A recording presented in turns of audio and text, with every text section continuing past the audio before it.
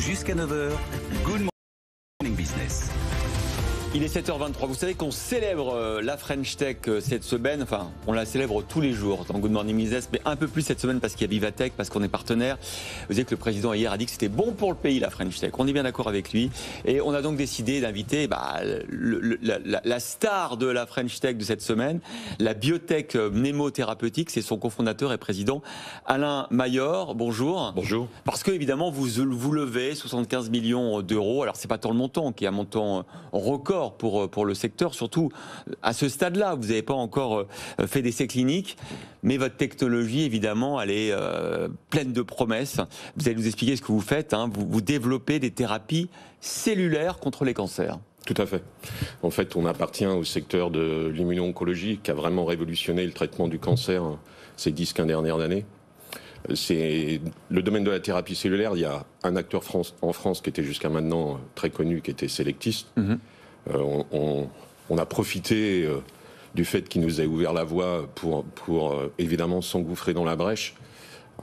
La concurrence internationale dans le domaine de la thérapie cellulaire est énorme, notamment aux États-Unis et en Chine. Et je pense que c'est à mettre au crédit de l'Institut Curie et de Sebastiana Migorena, cofondateur avec moi de Mnemo, d'avoir réussi à mettre en avant cette découverte qui est une manière d'améliorer les qualités physiologiques des cellules immunitaires et notamment des cellules T. C'est-à-dire que vous dopez les cellules T pour qu'elles aillent lutter contre les cellules cancéreuses. Tout à fait. En fait, il y a plein de mécanismes d'évasion dans une tumeur cancéreuse qui énergisent, c'est-à-dire qui affaiblissent les cellules immunitaires et notamment les cellules T, et qui les rendent incapables de faire leur travail de destruction de la tumeur.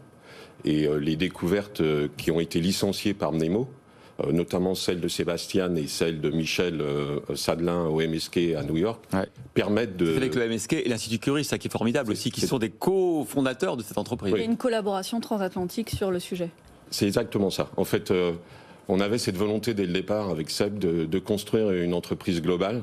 On a eu la chance d'avoir l'oreille attentive de Michel, qui est Michel Sadelin, qui est du Sloan Kettering, qui a tout de suite été enthousiasmé à New York par les découvertes de Sébastien. Il travaillait déjà sur les résultats de Sébastien dans son labo sans nous le dire. Donc Curie et New York.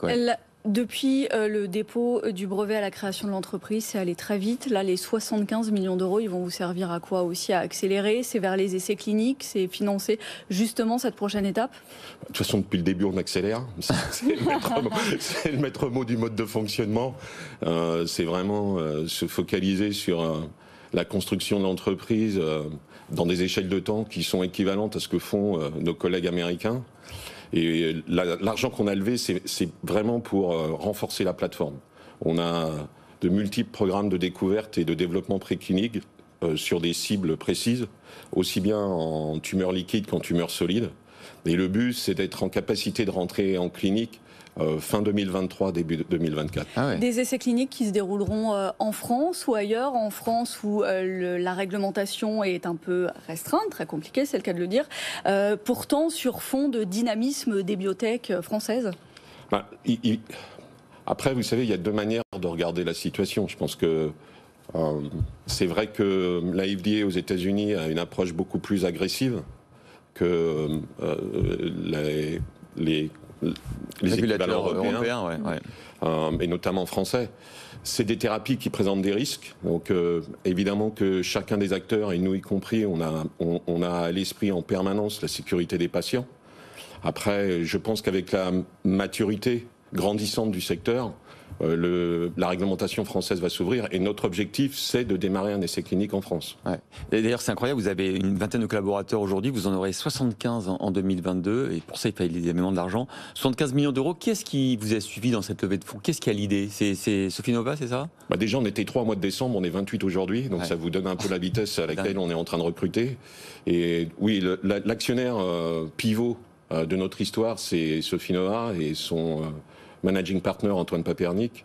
Et puis ensuite, avec Antoine, on a associé un certain nombre d'investisseurs internationaux, notamment le fonds Casdin, créé par Eli Casdin, qui a été vraiment, je dirais, pivot dans sa compréhension de ce qu'on voulait construire en tant que société française avec une portée internationale et globale. Et quel est votre parcours à vous? Moi, je suis entrepreneur par ADN et j'ai monté des boîtes de biotech depuis l'âge de 27 ans. Ça fait 30 ans que je fais ça. Ouais. J'ai aussi été investisseur en capital risque. Bon, là, on sent que cette aventure-là, elle vous paraît exceptionnelle. Hein. Vous allez sur un domaine où voilà, le potentiel est énorme. Oui, je cherchais un projet comme ça depuis très longtemps. Ouais. J'ai commencé en Australie en thérapie génique il y a 30 ans. Et le fait d'avoir réussi à faire mûrir ce projet avec Sébastien et l'Institut Curie, c'est vrai que c'est extrêmement enthousiasmant. Bah, on le sent. Et merci de partager cette passion. Alain Maillard, cofondateur et président de Nemo Therapeutics. Et bravo pour cette levée de fonds. Encore un record pour la French Tech et les biotech. On sent que ça bouge. On sent que ça, c'est formidable. Que depuis 2-3 ans, ça s'est débloqué et qu'on est, on est au niveau mondial hein, dans ce domaine. Les gens prennent confiance, les entrepreneurs prennent confiance, les fonds prennent confiance et on est capable. On est totalement capable. Et ben, bravo et merci.